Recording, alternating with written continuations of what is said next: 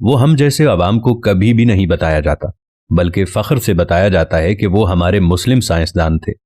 اگرچہ علم کا کوئی مذہب نہیں ہوتا، مگر ان میں سے 5 سائنسدانوں کا مختصر احوال آپ کے سامنے پیش کر رہے ہیں، جس سے آپ خود اندازہ لگا لیں کہ ان مسلم سائنسدانوں کے ساتھ کیا سلوک ہوا۔ خدا نخواستہ اگر ملک پاکستان میں بھی کوئی سیاستدان، کوئی ایسا سائنسدان پیدا ہو جاتا ہے تو وہ بھی مینٹلی طور پر خود کو تیار رکھے۔ پہلے نمبر پر جو آتا ہے وہ ہے یعقوب الکندی۔ یعقوب الکندی فلسفے، طبیات، ریاضی، طب، موسیقی، کیمیا اور فلکیات کا ماہر تھا۔ الکندی کی فکر کے مخالف خلیفہ کو جب اقتدار ملا تو اس نے ملا کو خوش کرنے کی خاطر الکندی کا کتب خانہ ضبط کر دیا اور اس کو 60 برس کی عمر میں سرے عام کوڑے مارے گئے۔ ہر کوڑے پر الکندی تکلیف سے چیخ مارتا اور تماش بین قہقہے لگاتے تھے۔ نمبر 2 پہ آتے ہیں ابن رشد۔ یورپ کی نشاط ثانیہ میں کلیدی کردار ادا کرنے والے اندلس کے مشہور عالم ابن رشد کو بے دین قرار دے کر اس کی کتابیں نظر آتش کر دی گئیں۔ ایک روایت کے مطابق اسے جامع مسجد کی ستون سے باندھ دیا گیا اور نمازیوں نے اس کے منہ پر تھوکا۔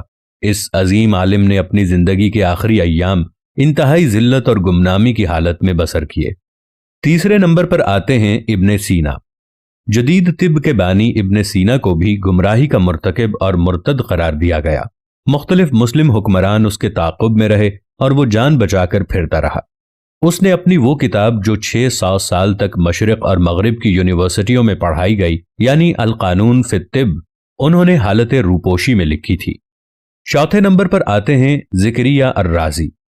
عظیم فلسفی، کیمیا دان، فلکیات دان اور طبیب زکریہ رازی کو جھوٹا، ملحد اور کافر قرار دیا گیا۔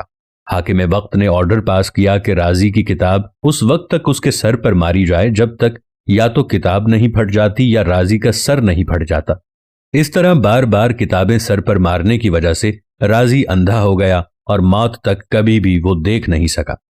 نمبر 5 پہ آتے ہیں جابر ابن حیان۔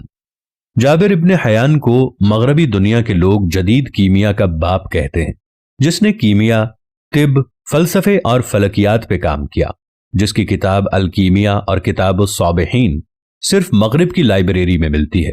پاکستان اور مسلمانوں کی لائبریری میں یہ کبھی نہیں ملے گی۔ جابر بن حیان سے حاکم وقت کا انتقامی سلوک اس حد تک تھا کہ حکومت وقت کو جابر کی بڑھتی ہوئی شہرت کھٹکنے لگی، چنانچہ جابر کا خراسان میں رہنا مشکل ہو گیا اور اس کی والدہ کو کوڑے مار مار کر شہید کر دیا گیا۔ جابر اپنی کتابیں اور لیبارٹری کا مختصر سامان سمیٹ کر عراق کے شہر بصرہ چلا گیا۔